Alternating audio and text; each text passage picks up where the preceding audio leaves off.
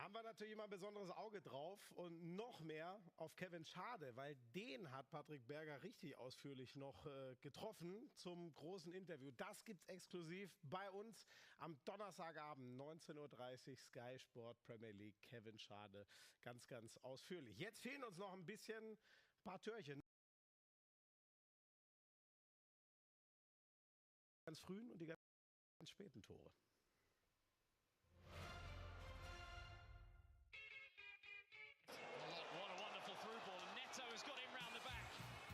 Square to João Pedro, and ball and goalkeeper across the line, and Chelsea have the lead after just a couple of minutes. Go and get in the middle. Great delivery, free header, and Cian Fleming has levelled it up for Burnley. Well, they have bided their time.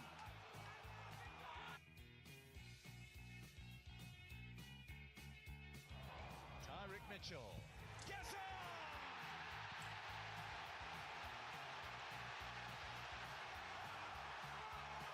Evan Gerson off the bench to get his first goal for Crystal Palace. Quasi mit Schlusspfiff. So sieht's aus nach 27 Spieltagen. Nur die Gunners haben schon 28 gespielt gegen die Wolves ja unter der Woche. 5 vor auf Manchester City, die ihrerseits 5 vor Aston Villa. Ein irrer Dreikampf um die 2 verbleibenden Champions League Plätze. Chelsea, United und Liverpool, alle mit 45 Punkten. Blick in die zweite Tabellenhälfte, die natürlich auch ein Riesenthema ist. Vor allem, gut, Wolves völlig abgeschlagen. Burnley, mal gucken, ob die nochmal zurückkommen. Aber diese 3, da ist alles möglich. Leeds hat einen tollen Lauf zuletzt. West Ham ist auch in Fahrt. Nottingham okay unterwegs mit neuem Trainer. Und die Spurs haben gerade einen absoluten Antilauf. Meine Güte, wird das spannend. Vorne, was sagst du, ist Arsenal jetzt wieder klar in der Pole, so wie es aussieht mit 5 Punkten? Ja, ich glaube, klar in der Pole, das werden wir nicht mehr haben bis zum Schluss. Ja. Also zumindest bis zum 18., 19. April, wenn es zum direkten Duell in Manchester kommt. Da entscheidet sich, glaube ich, die Meisterschaft. Ja, dann geht das wieder unentschieden aus und dann sagst du, ja, jetzt müssen wir noch 3 Wochen warten. Du weißt ja, was mein Tipp war. Auch da, auch völlig neutral. Ich glaube, die Gunners hätten es verdient und sie brechen auch Widerstände. Aber heute wieder so zu reagieren nach diesem Antilauf, das stimmt mich positiv aus Gunners Sicht, aber wir wissen auch, dass die Sky Plus hinten raus immer noch mal einen Gang hochschalten können und einfach die Erfahrung haben, da einfach noch mal auf den letzten Metern die Meisterschaft zu entscheiden. René, danke dir, war ein schöner Sonntag. Immer eine danke Freude. Ihnen und euch fürs Interesse und dann schauen wir noch, was steht denn noch so an? Wir haben ja noch ein bisschen was an schönem Programm, passend zum North London Derby. Geht es jetzt aus Sky Sport Premier League direkt weiter, 20:30 Uhr mit Sol Campbell, der nach so vielen Jahren Tottenham dann auf einmal zu Arsenal ging und Nord-London damit schockiert hat. Morgen Abend, Abschluss 27. Spieltag, Monday Night Football, Everton, Man United ab 19:30 Uhr mit dem Vorlauf der englischen Kollegen und immer und überall auf skysport.de oder wo es sonst noch Podcasts gibt. Click and Rush, alles zur Premier League. Das war's von uns. Schönen Sonntag euch noch.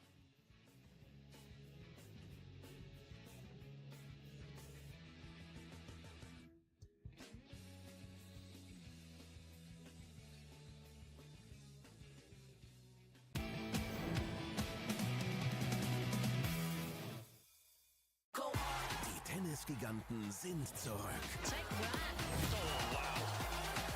Tennis nonstop. Täglich live. Nur auf Sky.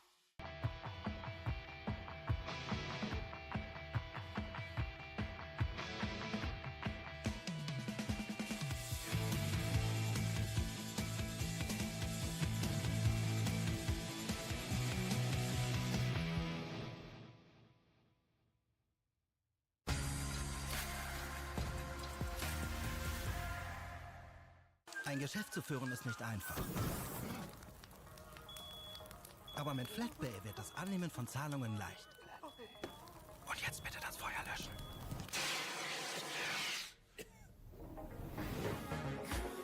Wow. FlatPay.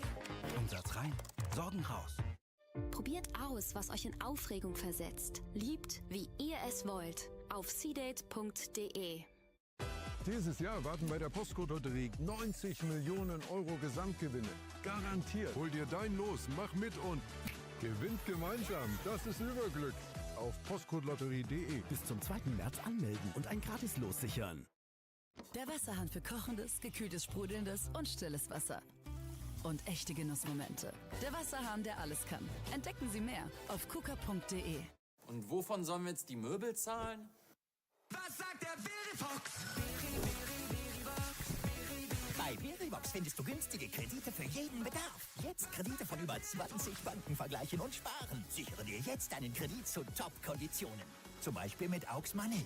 Was sagt der Auf verivox.de. Eure Fähigkeiten sind nicht gerade furchteinflößend. Okay. Ghosts. Neue Folgen ab Sonntag auf Abruf.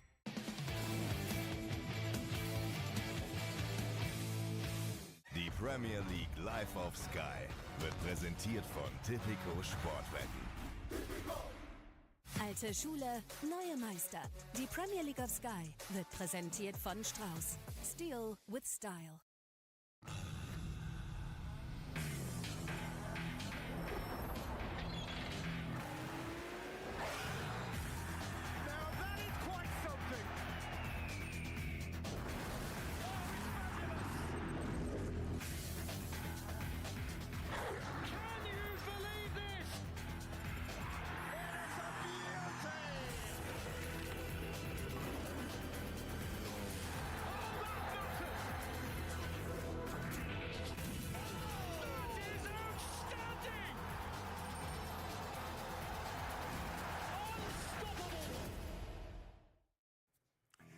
Hi there, good evening. You're watching Monday Night Football, rounding off another exciting weekend of Premier League football. But in terms of the title race, it's very much a case of as you were after Arsenal's scintillating 4-1 victory over Spurs in the North London derby, the worst possible start as well for Igor Tudor. And the pressure was on for Mikel Arteta and his side after they dropped points against Wolves and after Manchester City made it 3 wins on the bounce by beating Newcastle United on Saturday night. The celebrations at the end told you everything about how City thought that was such an important victory. And then on Sunday, drama in the race for Champions League. Alexis McAllister pouncing in stoppage time to give Liverpool the victory over Nottingham Forest on a weekend in which Aston Villa and Chelsea both dropped points. So pressure too on Manchester United, who we watch tonight as they head to the impressive Hill Dickinson Stadium for the very first time, taking on Everton live on the Monday Night Football.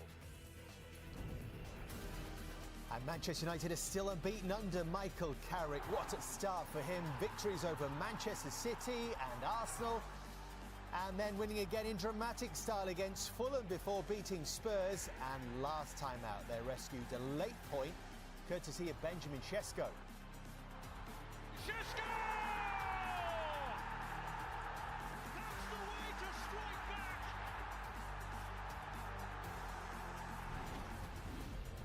Could prove to be an important point that for United, who are just arriving this very second on Merseyside. The goalkeeper, Senna Lomans, leading the way, but it really has been a dream start, hasn't it, for Michael Carrick? Wonder if he will change up his team selection this evening. Could there be a start for the super sub Sesko, who's been so effective off the bench? There have been reports in the last few minutes that there will be no Lisandro Martinez in the United lineup this evening. We will keep an eye on that as the evening progresses. And of course, a familiar face to United fans, David Moyes returning to Everton. The home source becoming a bit of a source of frustration, yet to win there in 2026. There's two fellas with lots of caps between them. Two fine men of the North East. And Everton's away form has been absolutely fantastic, which has kept them right in the hunt for European football. They kick off in 9th place, but they can go level on points with Brentford in 7th, which would almost certainly be good enough for European football. And there's a chance as well it could even go down to 8th place. Champions League spots likely to be down to 5th, where Manchester United currently lie, with a chance this evening to go clear of Chelsea and Liverpool into 4th, and within 3 points of Aston Villa as well with a win. Yeah, so it's a big night for both these clubs this evening, Everton and Manchester United. As ever, Jamie Carragher is here. And we'll have a particular slant on goalkeeping tonight. But don't worry, Jamie, we have some expert help for you. Because joining us this evening, one of the greatest goalkeepers the Premier League has ever seen.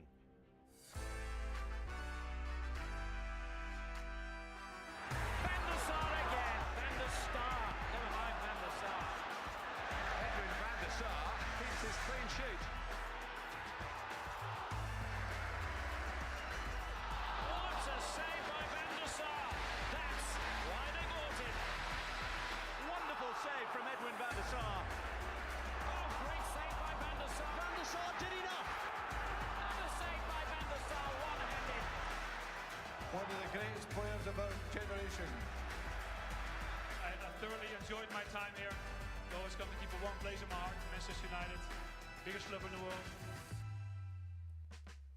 Yes, Edwin van der Sar is with us this evening. Great to have you with us, Edwin. We are very lucky to have some great guests on Monday Night Football, but I have to say, your CV is right up there. Let's remind everybody at home of this player that we are talking about. With a career that spanned 20 years, 820 club appearances, a Champions League winner with 2 different clubs, Ajax in '95, Manchester United in 2008, but not just that, 4 league titles in the Netherlands, 4 Premier League titles, UEFA Cup, Super Cup and FIFA Club World Cup winner. An extraordinary clean sheet record, holding the record for the most successive clean sheets, 14, and voted the best goalkeeper in Europe twice. And I love the fact that he did that 14 years apart, Edwin, as well. And for a while, the most capped Dutch player in history, 130 caps, played in 6 major tournaments and just been surpassed as well by Wesley Sneijder. It's an extraordinary... looks decent, by the way. Sounds like a reasonable career. It's not bad. Yeah, no, when you look at that and when you hear me talking about it, what is it that stands out for you? What do you reflect on with most pride? I think, the thing why you become a football player is first to enjoy it, and then you get the chance to play for Ajax. Then at a certain point, you want to go to a higher level, so you are able to play abroad. And if you win trophies in a different country, that means so much for, let's say, for yourself and for the fans of the club. But yeah, a Champions League win, that's, let's say, the pinnacle of a club career. Mm. And you're fitting well, which is a delight, because you did scare us all a couple of years ago. Yeah, I had a brain hemorrhage about 3 years ago, almost 3 years ago now. So fully recovered. Took a year out, revalidation, everything. So took my time. Feeling really good and doing a lot of nice things in life at the moment. Not connected with anything, a club or organization. So the phone is away, the emails are not flowing in. That feels good. And a dream come true, spending the evening with Jamie Carragher. Here we go, morning, evening out. Last week I had Gary Neville, so you'll be hearing from him very shortly, by the way. But we are, of course, talking goalkeepers. We're leaning very much on Edwin's experience this evening, and we've got a very exciting title race on our hands. Could it be Arsenal? Could it be Manchester City? Could one goalkeeper give the edge to one club over the other? We're talking about that at 7:15 tonight, Raya and Donnarumma. And then at 10:30, it's actually, Edwin, you'll be pleased to hear, Jamie, who is going to select the top 10 goalkeepers in Premier League history with your help and guidance. And I can actually remove a little bit of suspense. I think we'll make that work, I'm sure. Yeah, well, you are in the list. I would have been gone otherwise. I feared that. Let's talk about Manchester United and talk about teammate of yours as well, Michael Carrick. You played with him 171 times at United. You played together in 3 Champions League finals. What do you make of the start that he's made in that job? Yeah, I think incredible start, of course, and I think United has been struggling with managers for a long time. Of course, I know he's not a permanent manager, but 5 times you see how he created the atmosphere around the team for the supporters. Playing in a system that a lot of people know, that's the Man United way. So he had a great start in these 5 games. And think if we would have guessed, okay, maybe 1 or 2 losses and a draw, 9 points out of those games, but to have so many points, that's incredible. Edwin, in your role at Ajax, you will have picked, a number of managers.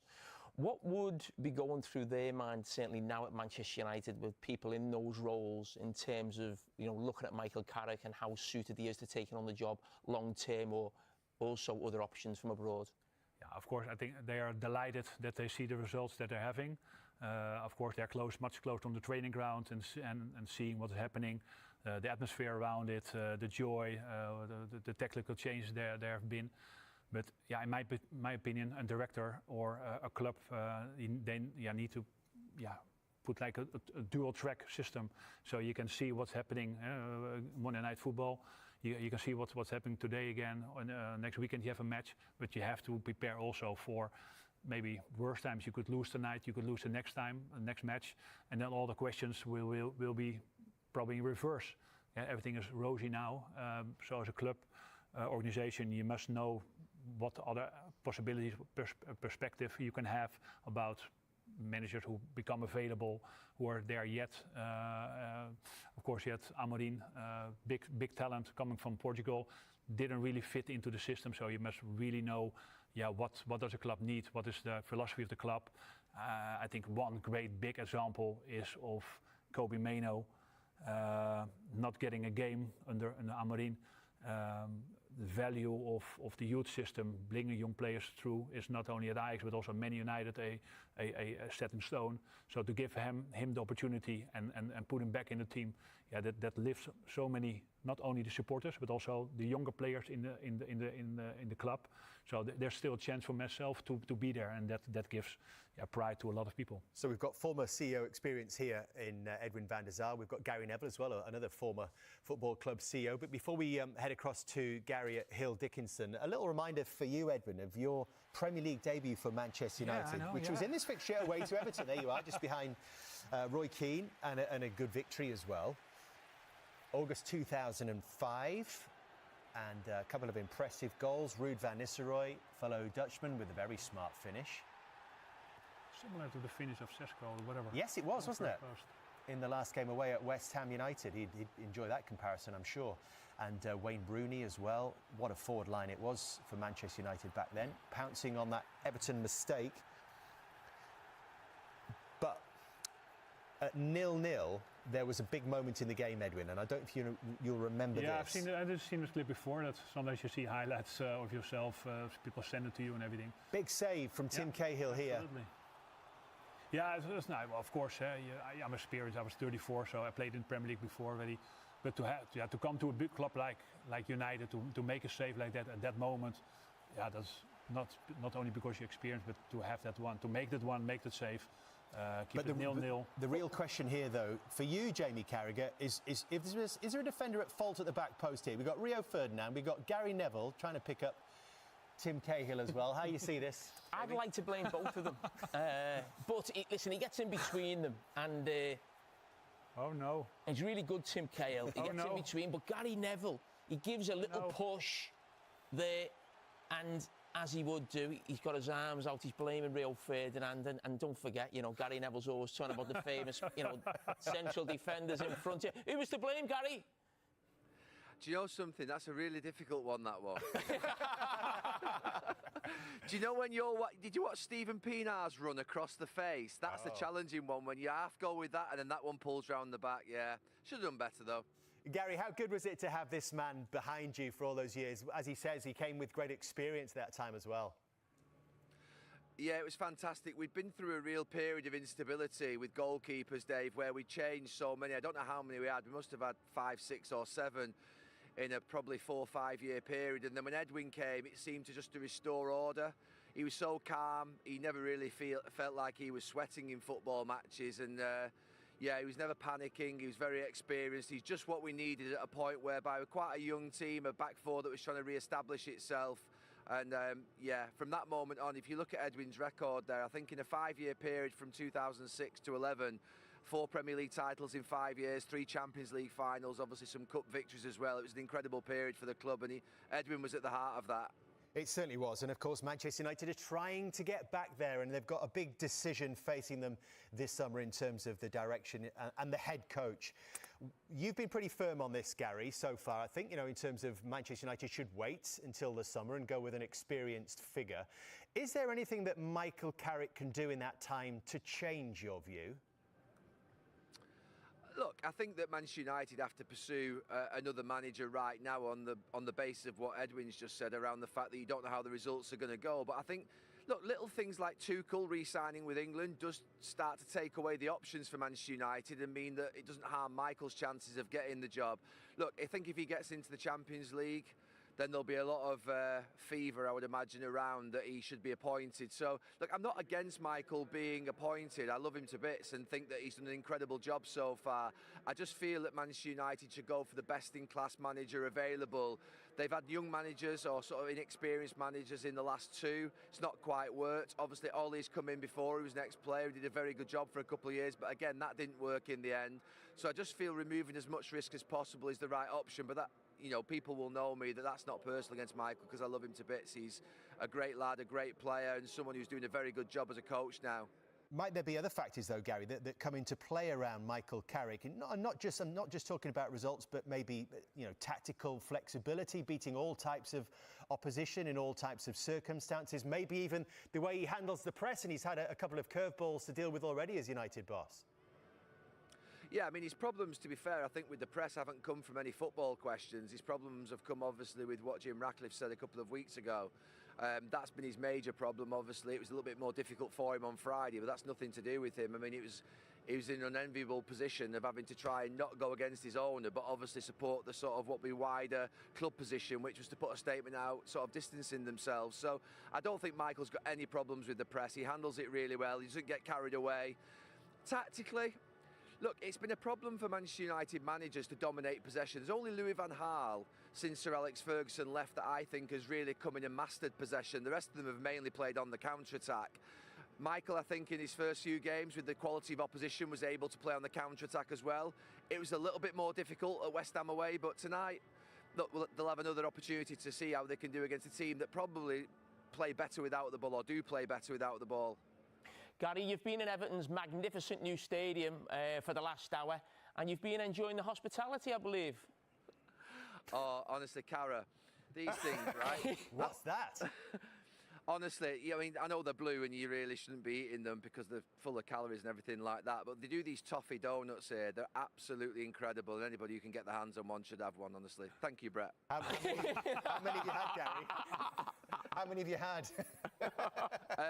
I've had half of one so far, but I've got another one travelling up to the gantry with me.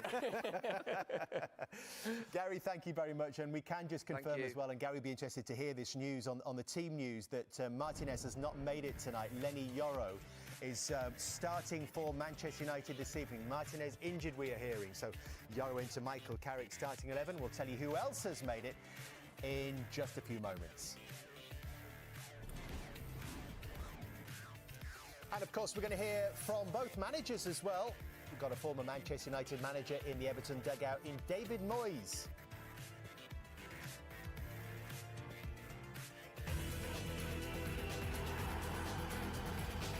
Gleich geht's weiter mit der Premier League live auf Sky, präsentiert von Tipico Sportwetten. Alte Schule, neue Meister. Die Premier League of Sky wird präsentiert von Strauß. Steel with Style. Let's go, geh high! Bist du bereit für eine neue Generation? Reset and Race. Der Formel 1 Saisonstart in Down Under. Neue Teams. Der fliegt förmlich vorbei. Und alte Rivalen. Unglaublich! Der Beginn einer neuen Ära.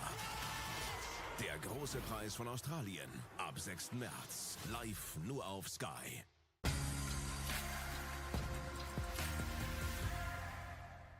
Und wovon sollen wir jetzt die Möbel zahlen? Was sagt der Verifox?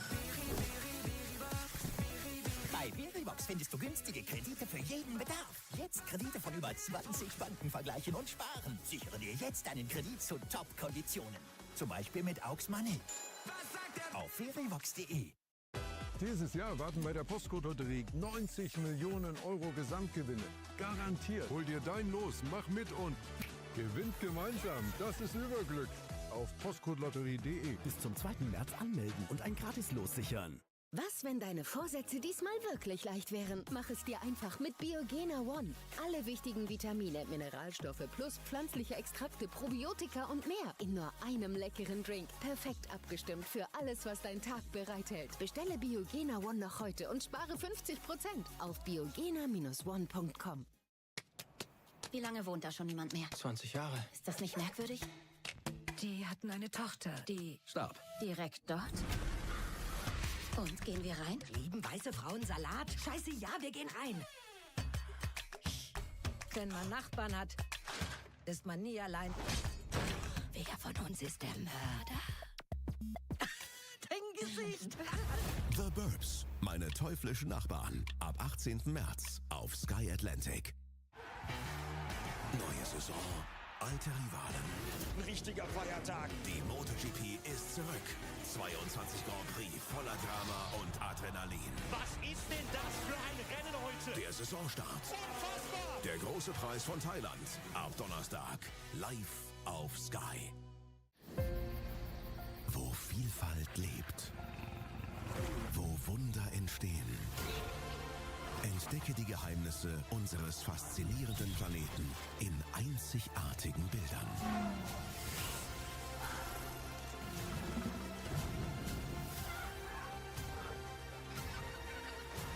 Fantastisch.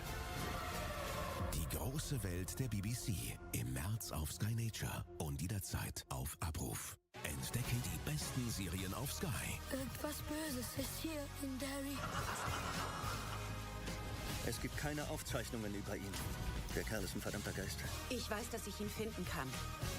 Das Team, das ich führe, soll durch besondere Leistungen überzeugen. Macht euch bereit. Retten wir die Stadt. Das ist der Täter. Ist es noch nicht vorbei? Soweit ich sehe, hat es noch nicht mal angefangen. Alle Folgen deiner Lieblingsserien. Jederzeit auf Abruf.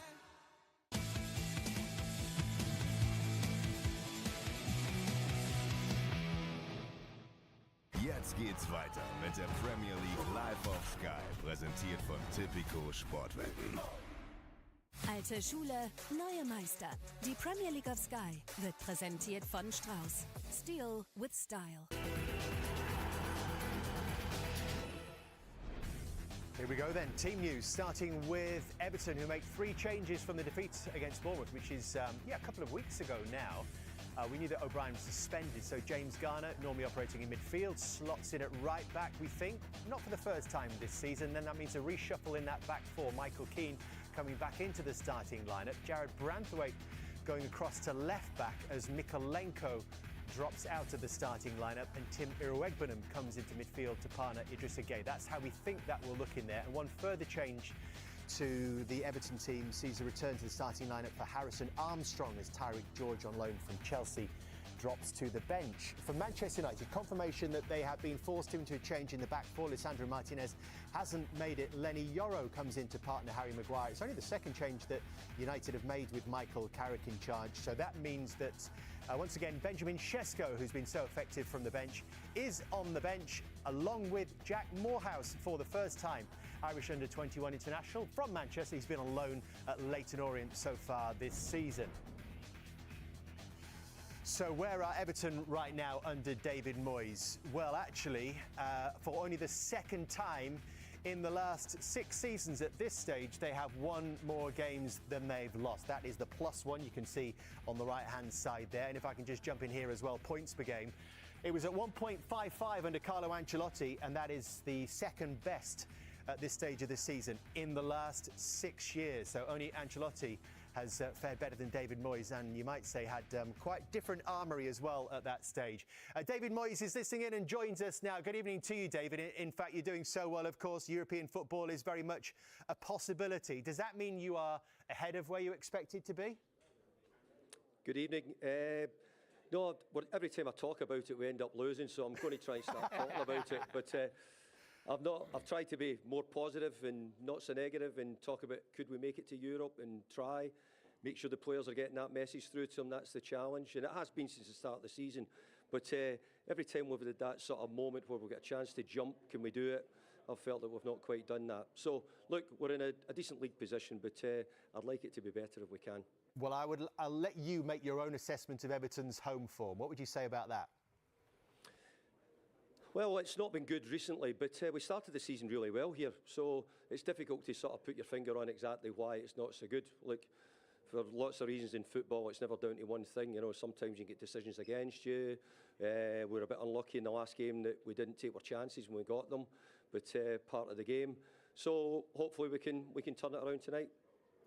David, it looks like you've gone with Jared Branthwaite at left back. I think you played him there against Brighton away from home a few weeks ago. You've normally had Jake O'Brien in the back four, and in your first spell at Everton, went really well when Julian Lescott played a lot at left back. What is it about having almost 3 centre-backs in your back four that you like?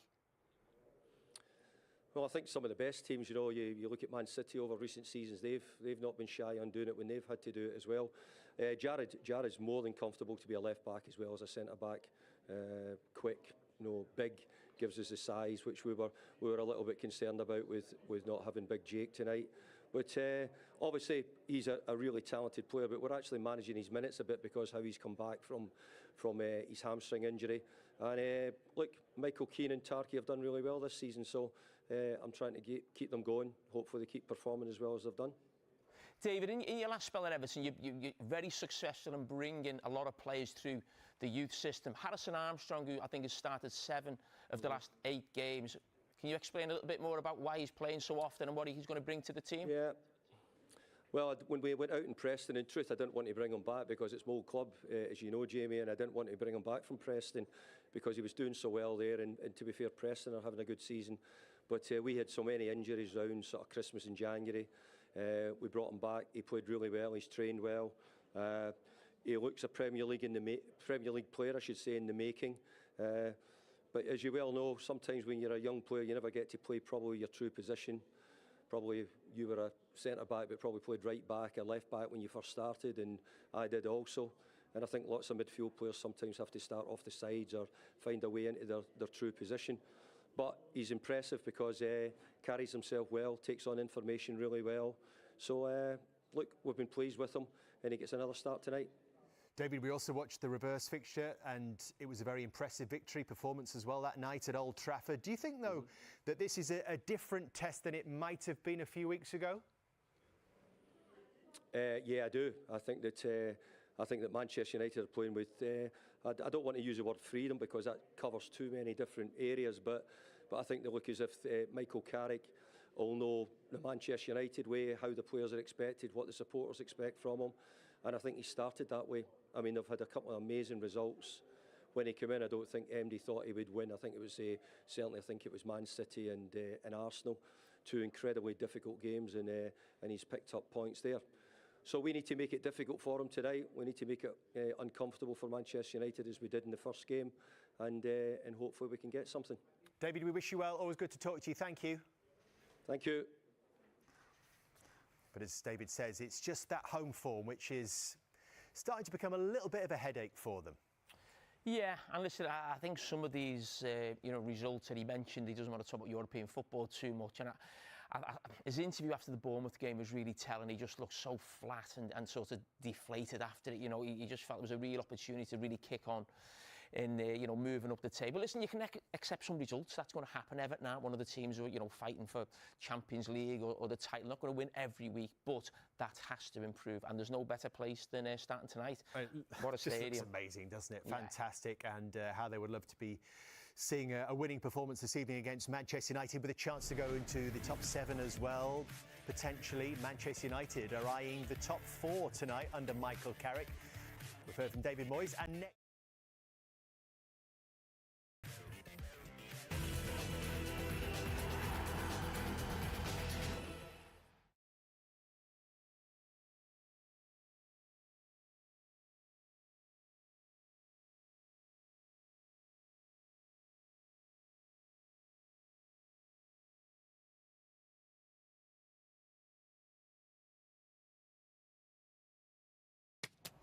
Wie lange wohnt da schon niemand mehr? 20 Jahre. Ist das nicht merkwürdig? Die hatten eine Tochter, die... Stopp. Direkt dort? Und gehen wir rein? Lieben weiße Frauen Salat? Scheiße, ja, wir gehen rein. Wenn man Nachbarn hat, ist man nie allein. Wer von uns ist der Mörder? Dein Gesicht! The Burbs, meine teuflischen Nachbarn. Ab 18. März auf Sky Atlantic. Neue Saison, alte Rivalen. Ein richtiger Feiertag. Die MotoGP ist zurück. 22 Grand Prix voller Drama und Adrenalin. Was ist denn das für ein Rennen heute? Der Saisonstart. Unfassbar! Der große Preis von Thailand. Ab Donnerstag. Live auf Sky. Wo Vielfalt lebt, Wunder entstehen. Entdecke die Geheimnisse unseres faszinierenden Planeten in einzigartigen Bildern.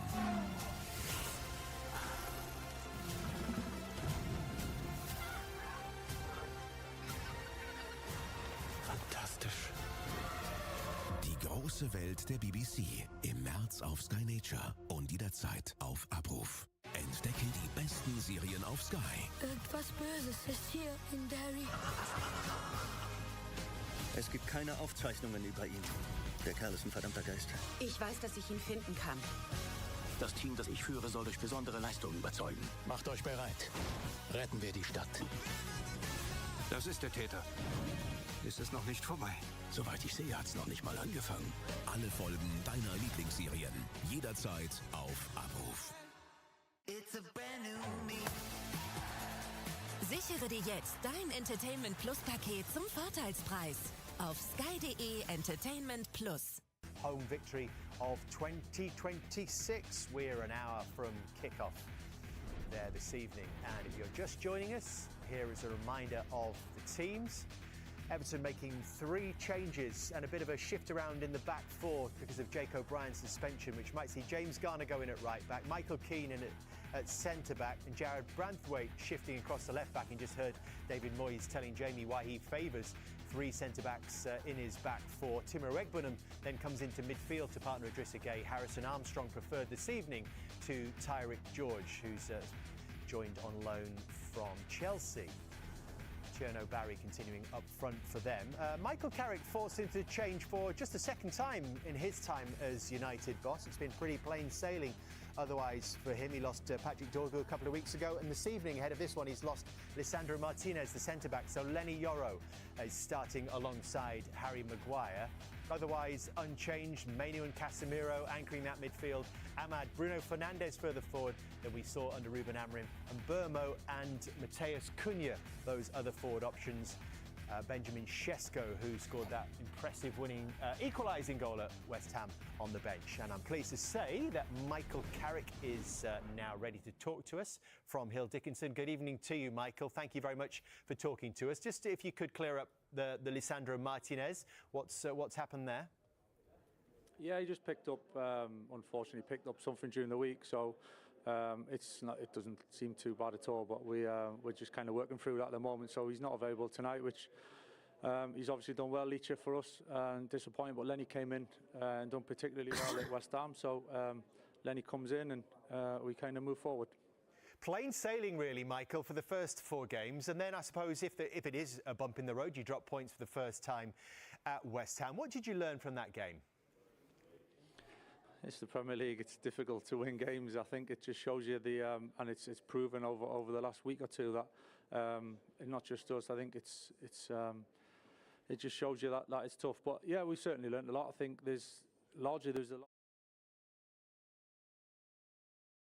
Bit more of a spark, a little bit more aggressive around the box. But you know, to take what we did from the game in the end and come dangerous right at the end of the game, we still take a lot of confidence and spirit from that even when we're not totally at it, we can take something. So it's ups and downs, you know. We're not getting too down about it. I think we've had a good start together, and we're trying to build it moving forward.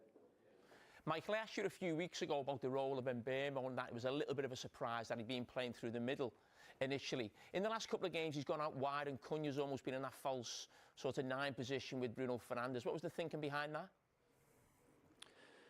I think we just the boys and along the front line, you know, they've got different strengths and they can play the different roles, which actually is we feel is quite a strength of ours to even during games to mix it about. Sometimes they've found themselves in other positions, which I don't mind as long as they play the position well and they understand the role that they're playing. So it gives us good flexibility, to be honest, and I don't mind that flexibility across the top line. Hey Michael, Edwin here. Good to see you last week. Talk a little bit about the goalkeeper. How impressed are you with him? For myself, I saw a few games of him. He reminds me a little bit of myself. He's much younger, of course. I was 36, 37, that we played together. Do you see some similarities on that part? Yeah, definitely. You took the words out of my mouth, to be honest. So, yeah, I've been really impressed with Senna. I think his demeanour, his composure, his body language. is a lot of what I'd like to see in a goalkeeper, and exactly what you brought, you know, in terms of calming things down and taking care of business when you need to. And he's been really impressive. Not easy position to come into, and he's taken it to it straight away. So yeah, delighted with the way he's progressing. What we have seen from you, Michael, is very consistent selection week upon week, but there did seem to be a bit of a clamour from United fans to see Benjamin Sesko from the start after his contributions from the bench. Did that come into your mind as well? Yeah, I can understand that. I think Ben's done great, to be honest, and he's still learning. He's still young, and he's still learning. He's still adapting to kind of life here as well. So I'm delighted the way he's going. He's taking big steps, even in the short time we've been together, and he's in a good place, Ben. You know, so there's a little bit of being, I wouldn't say careful. I think is managing it as well, and he's ready. He's ready. He looks a real threat. He looks a real presence. He's confident. And, you know, we've got selections to make, and it's not always straightforward, but certainly having Ben to come on and finish games as he has done recently is a great thing for us to have. And listen, he's going to be a big player at this club for a long time. I've been hugely impressed with what he's done already, but I think there's loads more to come from him. So I'm really excited about that. Michael, thank you. Go well tonight. Good luck, Mike. Thanks a lot. Cheers, guys. Take care. Now, Edwin, have a listen to what Jamie's going to tell us now, because he has made changes, Michael Carrick. There was one way under Ruben Amorim. It's been a very different way under Michael Carrick. Yeah, I mean, listen, I've been really impressed with him. You know, he handles himself really well in the media. It comes across the way he does as a player, very cool, calm, collected. And he has done really well. But what he's done initially is, I think, something that a lot of managers would have done to come into this team to change from Amorim. So the first thing we've spoken about a lot about was sort of playing a back four. You think the traditions of Manchester United, and for me, top teams should be playing in that way. And the back three was never sort of a system that suited Manchester United. Edwin made a great point about the youth academy, Manchester United traditions there, but Mainu, a lot of people were screaming for him to come into that central midfield position. And the knock-on effect about Mainu going into central midfield meant that their best player and one of the best attacking players in European football could be in his best position between the lines. So this was early on where, obviously, Bruno Fernandes almost gets in. It's interesting to sort of look at Bruno Fernandes and sort of his heat map, if you like. And I think under Amorim, he wanted them everywhere. He wanted them building up deeper, getting in the box, almost just running all over the place, really. But when you see him under Michael Carrick, it's a lot more disciplined, these heat maps. So there you want him between the lines. You don't want him coming deep, getting the ball off the back four, where he can hurt the opposition, and that's exactly what he's done. And it's interesting, then you look at the stats when you look at it, and look at that. Open play chances created per 90, a lot more, obviously, under now.